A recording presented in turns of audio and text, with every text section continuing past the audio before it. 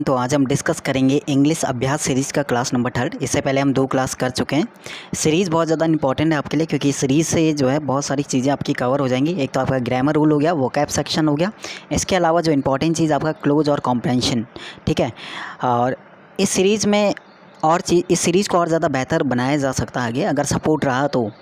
इस सीरीज़ में आगे क्या चीज़ें देखो, इस सीरीज़ को अगर हमें और ठीक बनाना है तो वो ये है कि मैं जहाँ पे एक सेट अभी करा रहा हूँ 25 क्वेश्चन, वहाँ मैं कोशिश करूँगा फिर 2 सेट कराने की 50 क्वेश्चंस की।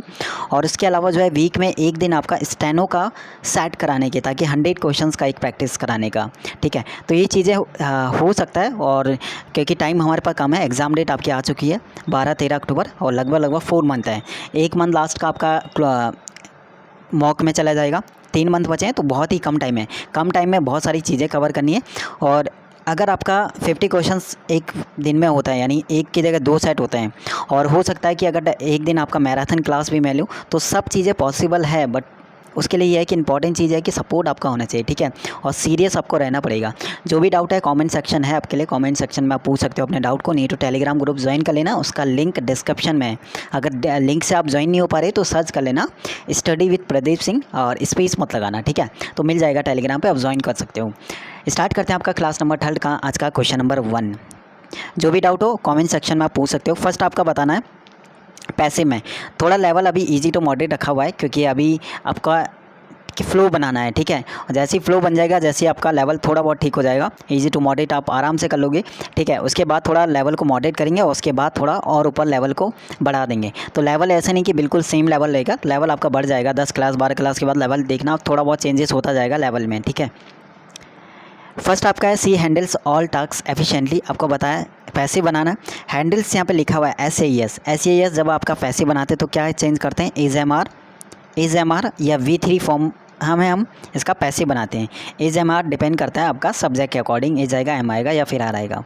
अब यहाँ पे all task efficient, all task के अकॉर्डिंग हमें लगाना है, तो एज एम आर चाहिए हमें, तो एलिमिनेट करते हैं। तो सेकंड में वॉज है, हट जाएगा।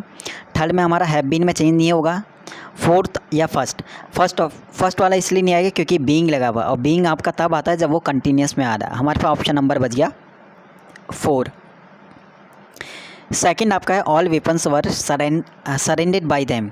वह प्लस V3 फॉर्म कब होता है, जब आपका V2 फॉर्म होता है एक्टिव में। जब एक्टिव में V2 फॉर्म होगा तो पैसिव में उसका was were plus V3 form पड़ता है, तो हमें V2 फॉर्म ढूंढना है। तो एलिमिनेट करते हैं। फर्स्ट वाले में हैव है, हट जाएगा। सेकंड में V2 फॉर्म में आ सकता है। थर्ड वाले में हैड आपका आ गया, वो भी हट जाएगा क्योंकि ये परफेक्ट में नहीं आएगा, इंडेफिनिट में आएगा। फोर्थ वाले में प्रेजेंट में तो आपका आएगा नहीं, तो ऑप्शन नंबर सेकंड इसका राइट हो जाएगा। क्वेश्चन नंबर 3 में आपको क्या बताना है, इम्प्रूवमेंट बताना। द अथॉरिटीज़ जो है, the authorities are assured the people that they will look into the matter. Authorities ने लोगों को आश्वासन दिया, आश्वासन दिया या आश्वासन किया, आश्वित किया, ऐसे आप बोल सकते हो हिंदी में, एग्जैक्ट हिंदी तो नहीं करना, कि क्या ये वे क्या करेंगे, मैटर को देखेंगे। लुक इनटू का मतलब जांच करेंगे, इस मैटर के ऊपर जांच करेंगे, ठीक है।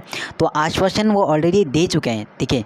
आप किसी को अगर आप बोल रहे हो कि आप इस मैटर के ऊपर जांच करेंगे, इस मैटर को देखेंगे, आप क्यों बोलोगे, क्योंकि आपने ऑलरेडी उन्हें क्या दिया, आश्वासन दे दिया। आश्वासन ऑलरेडी वो देख चुके हैं, ठीक है। तो जो चीज़ हो चुका है तो वो तो आपका परफेक्ट में आएगा, प्रेजेंट के परफेक्ट में, क्योंकि वो काम कंप्लीट हो चुका है। सेंटेंस का सेंस आ रहा आपका प्रेजेंट फ्यूचर की तरफ, ठीक है। तो आपका पहली बात तो देखो, फर्स्ट वाला द अथॉरिटीज़ के अकॉर्डिंग हमारा आएगा प्लूरल वर्ब, तो हैज़ तो आएगा नहीं, इसका सब्जेक्ट है प्लूरल द अथॉरिटीज़, तो हैज़ तो हमारा आएगा नहीं, एलिमिनेट करते हैं।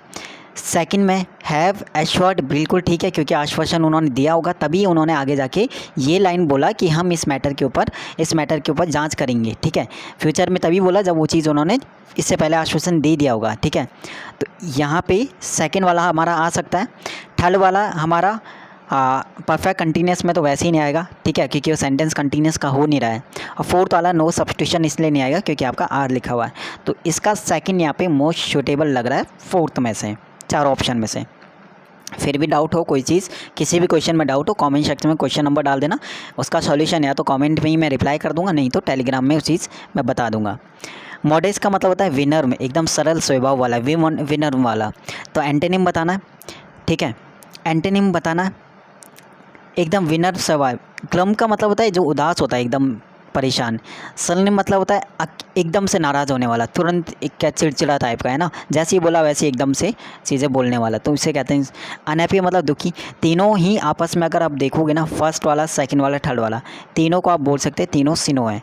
लेकिन हमें मॉडेस्ट का एंटोनिम बताना है। मॉडेस्ट का एंटोनिम, मॉडेस्ट का क्या हो जाएगा एंटोनिम। एंटोनिम हमारे पास ऑप्शन नंबर 4 घमंडी। एक आपका विनर स्वभाव वाला और दूसरा आपका घमंड वाला, तो इस ऑप्शन नंबर 4 इसका राइट एंटोनिम हो जाएगा। ठीक है। फिफ्थ वाला है द स्टडी ऑफ अर्थक्वेक, भूकंप का अध्ययन क्या करता है, भूकंप का, तो उसको क्या कहते हैं, सिस्मोलॉजी, सिस्मोलॉजी बोलते हैं। सिस्मोग्राफ में हम क्या मांगते हैं, क्या नापते हैं, भूकंप को मेज़र करते हैं सिस्मोग्राफ में, तो सिस्मोलॉजी वैसे आपने पढ़ा होगा ज्योग्राफी में।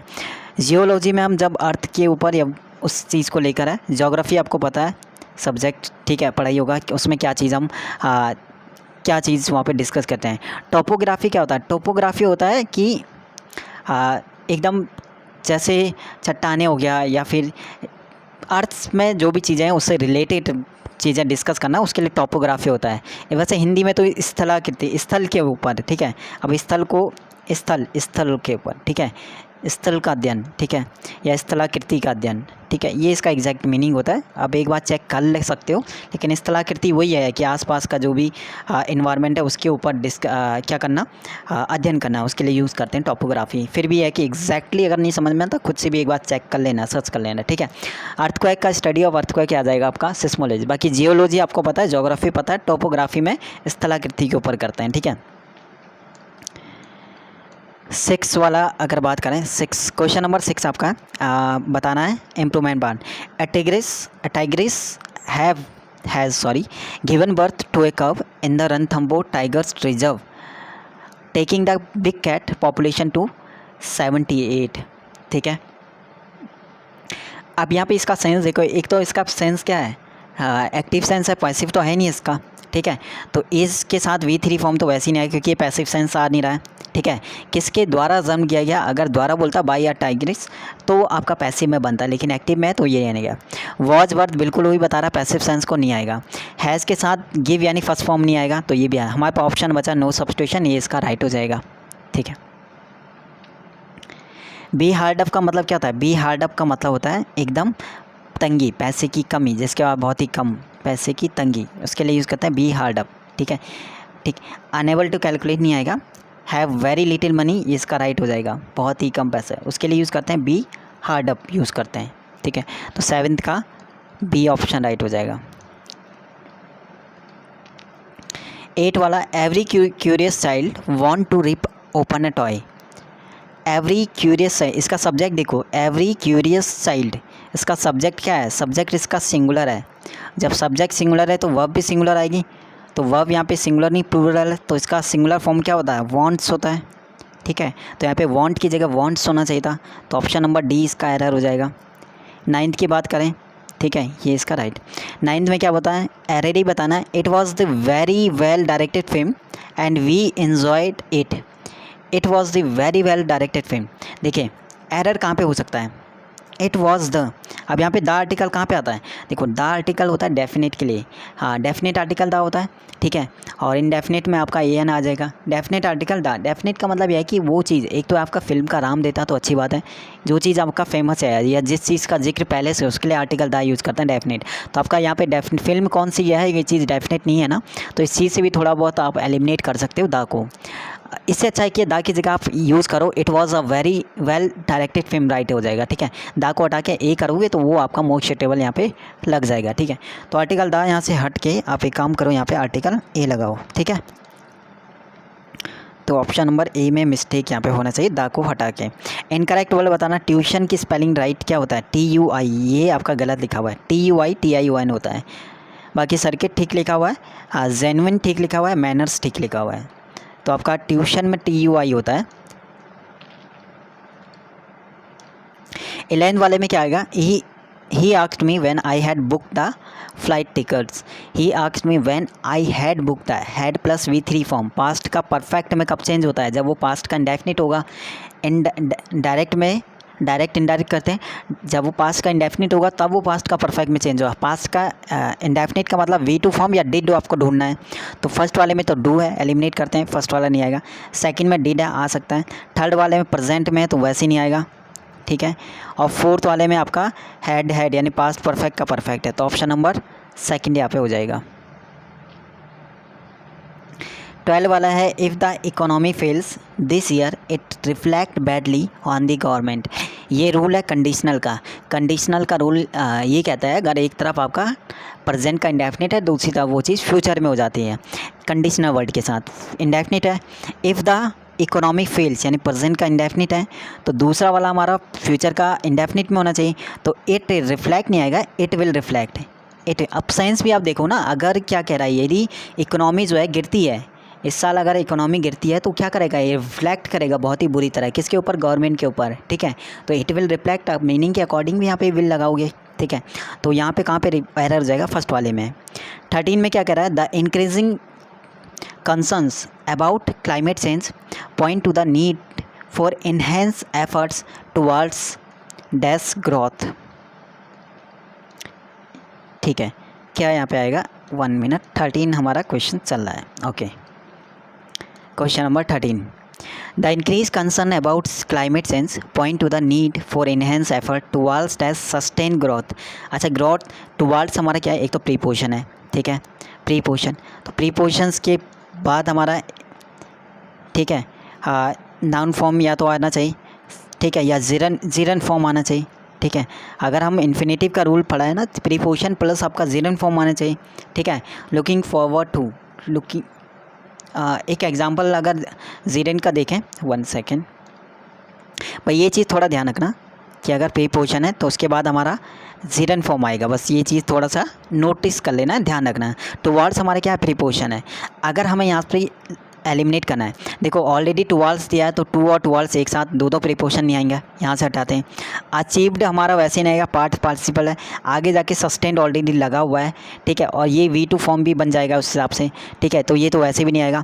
और यहाँ पे टुवर्ड्स अचीव से तो वैसे ही नहीं आएगा, है ना, अचीव V1 फॉर्म तो वैसे ही नहीं, वर्ब का काम करेगा। अचीविंग यहाँ पे पार्टिसिपल जीरन का फॉर्म करेगा। आप डायरेक्ट इस चीज़ को याद करेंगे, कुछ ऐसे रूल है जो आपको डायरेक्ट याद करना है। जैसे परसों वाला फर्स्ट वाला क्लास में क्या था, हमारा रिकॉल आया था, तो रिकॉल के बाद आपको याद करना था कि जीरन फॉर्म आता है रिकॉल, ठीक है। सेम चीज़ आपका प्रीपोजिशन के बाद भी याद करना है। प्रीपोजिशन अगर कोई आता है तो उसके बाद हमारा इन्फिनेटिव का कोई फॉर्म लेना है, नॉन फाइनाइट का, तो जीरन फॉर्म लेना है। तो टुवर्ड्स आपका क्या आएगा, टुवर्ड्स अचीविंग आएगा, अचीविंग सस्टेन ग्रोथ, ठीक है। तो बाकी 3 आप एलिमिनेट कर सकते हो अगर आप एलिमिनेट करना चाहते हो तो, ठीक है। तो ऑप्शन नंबर फर्स्ट का राइट हो जाएगा। फिर भी ये है कि अगर क्लियरली समझ में नहीं आता है तो क्वेश्चन नंबर अपना कमेंट में बता देना, तो उसको मैं दोबारा से एक्सप्लेन कर दूंगा और किसी तरीके से, ठीक है। टू वॉक एमलेसली, एमलेसली अभी हमने पढ़ा था, शायद फर्स्ट वाली क्लास में शायद हमने पढ़ा था ही।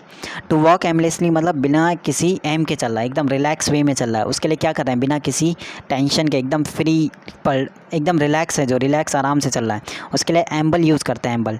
और ये हमारा शायद फर्स्ट वाली क्लास में आया था। क्रॉल क्या होता है, क्रॉल का मतलब रेंगता हुआ, ठीक है। स्प्रिंट भी, स्प्रिंट का मतलब एकदम तेज़ी से, स्प्रिंट होता है, एक रेस होती है, ठीक है, तो स्प्रिंट। स्लाइथर क्या होता है, सांप की तरह, ठीक है। क्रॉल होता है वही रेंगता हुआ चलना, एकदम कीड़े मकोड़े। स्लाइथर होता है सांप की तरह चलना, ठीक है, तो उसके लिए थोड़ा बहुत, है ना।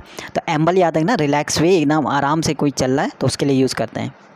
ऑस्टेंटेशियस का मतलब क्या था, इसका मतलब था दिखावटी, शोवी, ठीक है, उसके लिए यूज़ करते हैं ऑस्टेंशन, शोवी। तो ऑप्शन नंबर 1 इसका राइट सिनोनिम हो जाएगा।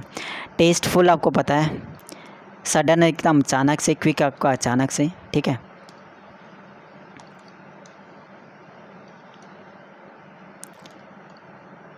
क्वेश्चन नंबर 16 है आपका, in the same breath, same breath on the same boat, एक एडियम ऐसे भी है, सेम बोट वाला, ठीक है। तो इसका मतलब होता है सेम ब्रीथ का मतलब एक ही टाइम पे या एक ही सिचुएशन में इसके लिए यूज़ करते हैं, ठीक है। तो इसका सेकंड ऑप्शन आप देखोगे ना, say two contradictory things at the same time पे, कोई दो चीज़ें होना, उसके लिए यूज़ करते हैं, ठीक है। तो नोट करते हुए चलना जो चीज़ें नहीं पता है। अब हमें बताना है किसका एंटोनिम बताना है, रेज का। रेज का मतलब क्या होता है, किसी चीज़ को मिटा देना। रेज का मतलब होता है मिटा देना, साफ़ करना, हटाना है, इसके लिए यूज़ करते हैं रेज, ठीक है, रेज। हमें इसका क्या बताना है, 1 सेकेंड, हमें इसका एंटोनिम बताना, 4 ऑप्शन है। बेल्ट एक तो मिटाना होता है, हटा देना, और बिल्ड का मतलब बनाना, ये इसका एंटोनिम हो जाएगा, राइट। इजी होता है एकदम किसी चीज़ को कम करना, कंफर्ट होता है आराम होता है, रूइन का मतलब बर्बाद करना, ठीक है। तो बाकी 3 सेकंड और फोर्थ इसका सिनोनिम लगा सकते हो, और फर्स्ट वाला इसका एंटोनिम हो जाए। रिटेलिएट का मतलब क्या होता है, बदला लेना किसी से, ठीक है, प्रतिक्रिया देना, ठीक है, उसके लिए यूज़ करते हैं रिटेलिएट। क्लैप का मतलब ताली। रिएक्ट का मतलब भी वही होता है, प्रतिक्रिया देना, तो इसका सिनोनिम बताना था, सिनोनिम सेकंड हो जाएगा। फैसिलिटेट होता है सुख सुविधा, ठीक है, उसके लिए यूज़ करते हैं। और रोटेट का मतलब वही घुमावदार, घूमना। एवर्ट का मतलब क्या होता है, एवर्ट का मतलब होता है टालना, ठीक है, एवर्ट टालना, ठीक है, किस चीज़ को टालना यानी मना करने के लिए, ठीक है, उसके लिए यूज़ करते हैं एवर्ट। हमें बताना है इसका सिनोनिम। तो एवर्ट होता है टालना, परमिट इसका एंटोनिम हो जाएगा। कन्फ्रंट होता सामना करना, फेस होता सामना करना, ठीक है, दोनों सामना करना हो गया। अब प्रिवेंट का मतलब भी क्या होता है, एकदम दूर करना, किसी चीज़ को बचाना, टालना, दोनों इसका मोस्ट अगर सुटेबल बात करें तो फोर्थ वाला हो जाएगा। प्रिवेंट का मतलब ये होता है किसी चीज़ से उसे बचाना, ठीक है, या किसी चीज़ को करने से मना करना, वही हमारा एवर्ट भी है, सेम मीनिंग दोनों देते हैं। और कन्फ्रंट और फेस हमारा सेम मीनिंग देते हैं, दोनों का मतलब होता है आमना सामना करना, फेस करना, सामना करना। परमिट का मतलब आज्ञा देना, तो फोर्थ इसका राइट सिनोनिम हो जाएगा, ठीक है। क्वेश्चन नंबर 20 है, no one were present when I enter the room. No one subject देखो इसका कैसा है, सिंगुलर है, सिंगुलर है तो वर्ब भी कैसे आएगा, सिंगुलर, तो वर्ब नहीं आना चाहिए यहाँ पे, वॉज इसका राइट हो जाता, ठीक है। अब आता है आपका क्लोज टेस्ट आपका इस वाले का।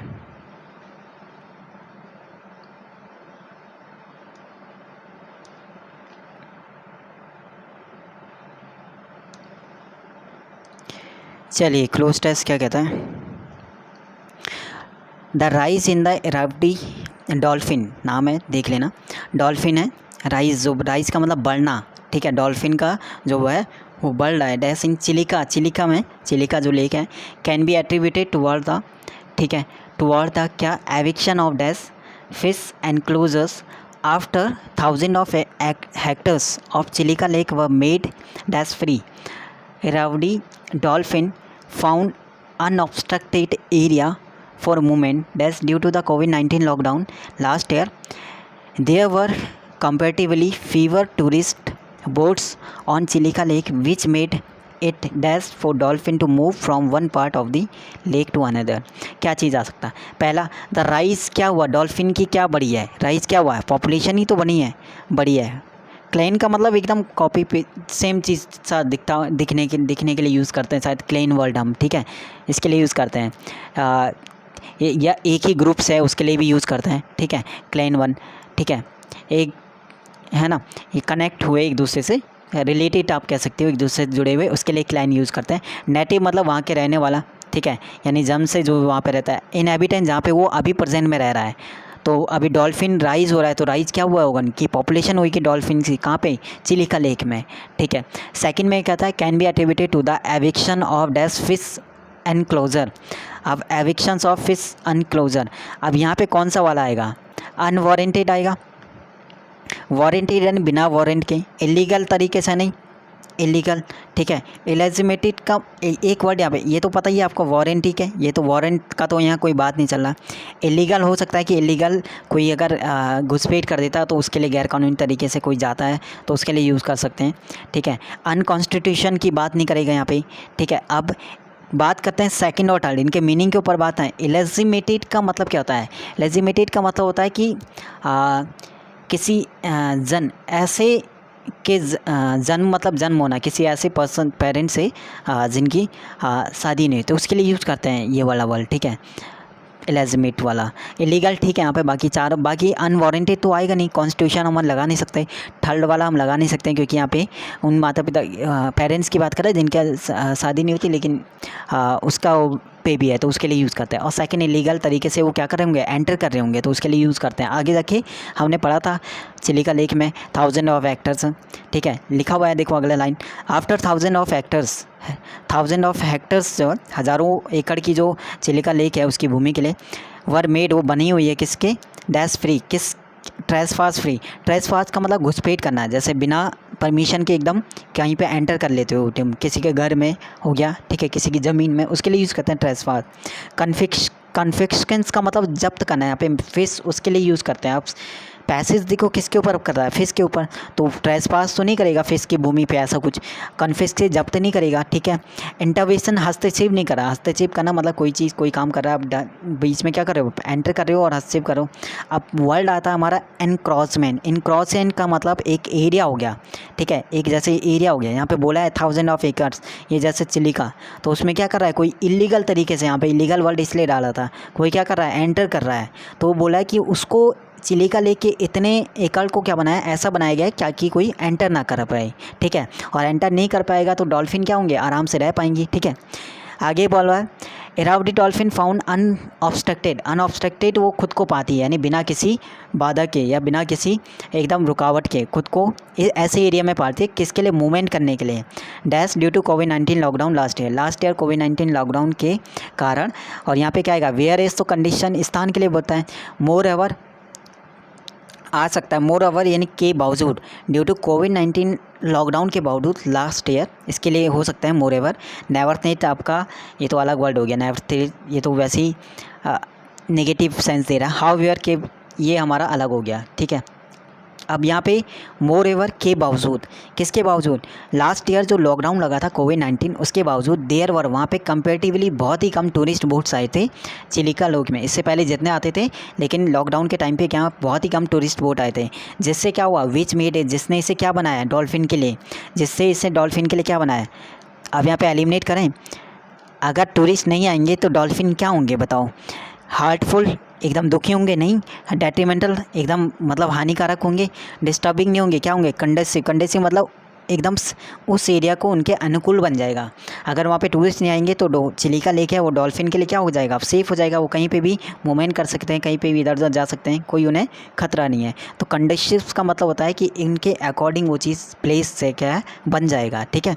तो ये थोड़ा बहुत ठीक था, एलिमिनेट करना बहुत ज़रूरी है, ठीक है। आप एलिमिनेट करोगे तो वैसे ही हमारे 3 ऑप्शन हट जाएंगे हमारे पास, क्योंकि ऐसा तो है नहीं कि हर एक वर्ड का मीनिंग थोड़ा क्लियरली पता हो, लेकिन पैसेज हो गया, उसके बाद हमें ऑप्शन देखने तो वैसे एलिमिनेट करना है, ठीक है।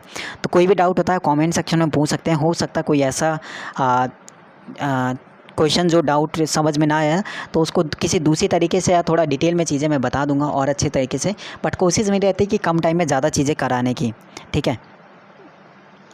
चलिए मिलते हैं आपका क्लास नंबर 4 में अभ्यास सीरीज़ का, और धीरे धीरे कोशिश करेंगे नंबर ऑफ़ क्वेश्चंस को बढ़ाने की, 25 से 50, उसके बाद 50 से 100, डिपेंड करता है आप लोगों पे, ठीक है। सपोर्ट रहा तो चीज़ें कंटिन्यू आगे थोड़ा और ज़्यादा सही हो जाएंगी, क्योंकि अब टाइम बहुत कम है, तो कम टाइम में ज़्यादा चीज़ें करनी है, ठीक है। चलिए मिलते हैं नेक्स्ट क्लास में, शुक्रिया, टेक केयर, बाय।